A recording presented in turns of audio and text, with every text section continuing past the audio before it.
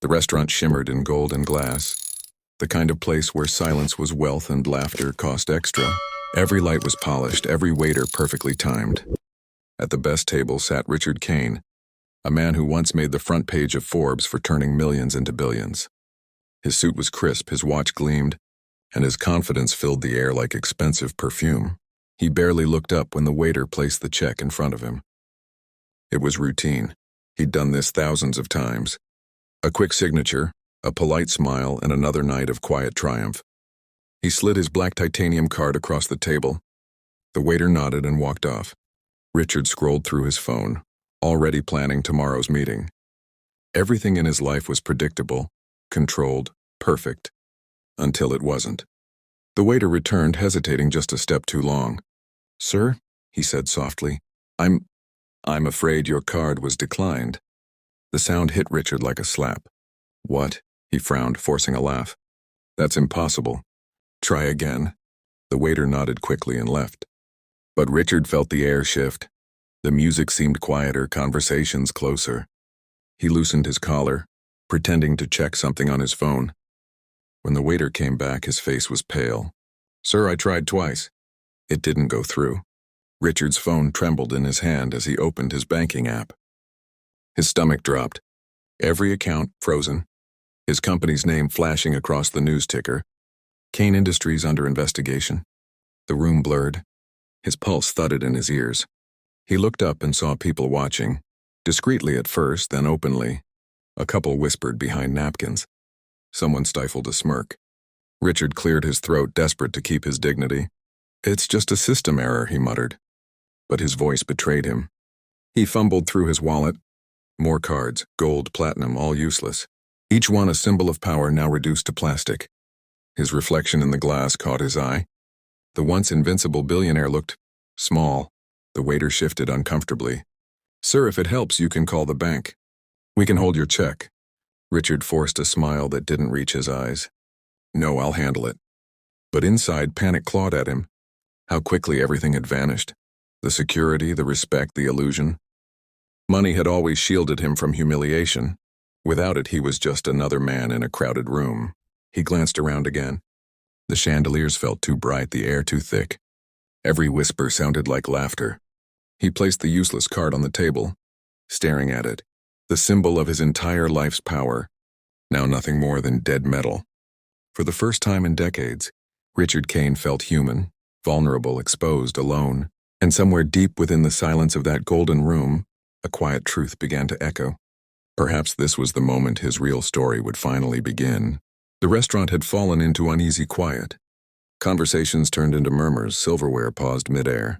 Everyone pretended not to look at the man in the corner, the billionaire whose card had just been declined. At a small table near the kitchen sat Sophia, an 8-year-old girl in a worn pink sweater. Her mother, Maria, worked part-time washing dishes. Tonight, they shared a small dinner before her shift, soup and a single piece of bread. Sophia noticed the man immediately. His suit was perfect, but his eyes weren't. They looked empty, like someone who'd forgotten how to smile.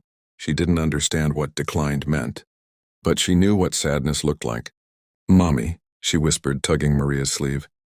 "Why is that man sad?" Maria followed her gaze and sighed softly. "He'll be fine, sweetheart. Some people just have bad moments." But Sophia couldn't stop watching. The man's hands shook slightly. The waiter stood near him, awkward and silent. Around them, whispers fluttered like invisible birds. Sophia slipped her hand into her pocket and touched the few coins. She'd been saving. Her little treasure for her. Mom's birthday cupcake. It wasn't much, but it was something. Before Maria could ask what she was doing, Sophia slid off her chair and began walking toward him.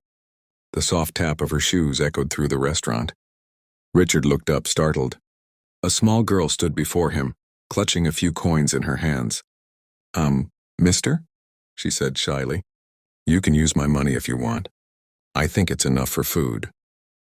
The entire room froze. Even the waiter stopped breathing. Richard blinked. "What did you say?" Sophia opened her palms and a few coins shining under the light. "Mommy says if someone needs help, you help them. Even if they're rich." The words hit him harder than any loss he'd ever faced. This child, who had so little, was offering everything she had and without hesitation. Richard's voice trembled. "Sweetheart, you don't have to do that." "It's okay," she said softly. "You looked sad." The waiter shifted, unsure. No one spoke. The world seemed to hold its breath. Richard's throat tightened. He knelt down, meeting her eyes. "You're very kind," he whispered. "You just reminded me what being rich really means." He gently folded her hands over the coins. "Keep them. Buy something nice for your mom." Sophia smiled, small, pure, beautiful. "Okay," she said simply. Maria hurried over, flustered. "I'm so sorry, sir. She didn't mean—" Richard stopped her with a gentle wave. "Please don't apologize," he said. "Your daughter just gave me more than money ever could." As they walked away, the restaurant stayed silent. The people who'd once whispered about the billionaire now watched in quiet awe. Because in that golden room full of wealth and pride, a poor little girl had done the unthinkable. She'd saved a man's broken heart with nothing but kindness. A month had passed since that night, the night a billionaire's world collapsed, and a little girl's kindness stitched it back together. In a quiet neighborhood on the edge of the city, Sophia and her mother Maria returned home from school and work. Their apartment was small, its walls cracked but filled with warmth, laughter, prayer, and the smell of cheap candles. Maria unlocked the door, humming softly when she noticed something outside and a black car parked by the curb, polished, elegant, way too fancy for their street. A man in a suit stood beside it holding an envelope. He smiled politely. "Mrs. Rivera?" Maria hesitated. "Yes, and that's me." The man extended the envelope. "Mr. Richard Kane asked me to deliver this to you." Her hands trembled slightly as she took it. Sophia peered from behind her, wide-eyed. The man handed over a small box, too, wrapped simply, tied with white ribbon. He said to open it together. Maria slowly opened the envelope first. Inside was a handwritten letter and a single key. Her eyes darted across the words. "Dear Mrs. Rivera, when I lost everything, your daughter gave me something money could never buy. Kindness. I promised myself that if I ever rebuilt, I'd do it differently, honestly, with heart. I've started again, and though I have far less than before, it finally feels like enough. Enclosed is the key to your new home and a scholarship fund in Sophia's name." She reminded me what real wealth means, giving, with gratitude. "Richard Kane." Maria's eyes filled instantly. "Oh my God," she whispered. Sophia tugged at her sleeve. "Mommy, what does it say?" Maria knelt down and hugged her tightly, tears streaming. "It says that someone very kind wanted to thank you." The man in the suit smiled softly. "Mr. Kane said he wouldn't take no for an answer." He gestured toward the car. "We can take you to see the new place if you'd like." Sophia gasped, eyes shining. "A new house?" Maria nodded through her tears. "A new start." They climbed into the car, hearts racing. As the city blurred past, Maria looked out the window, the skyline glowing under the orange sunset. Somewhere in one of those towers, she imagined Richard Kane watching the same sky, smiling quietly. Because for him, redemption hadn't come from wealth or business deals. It came from a child's small act of mercy, one he could never repay, but would honor for the rest of his life.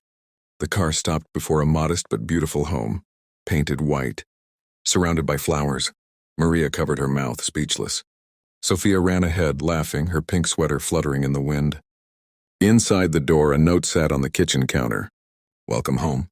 Maria closed her eyes, whispering a prayer. Sophia twirled in the empty living room, her laughter echoing through the space. Narrator, voiceover. He lost everything money could buy, and gained everything it couldn't, because sometimes the richest hearts come from the poorest pockets.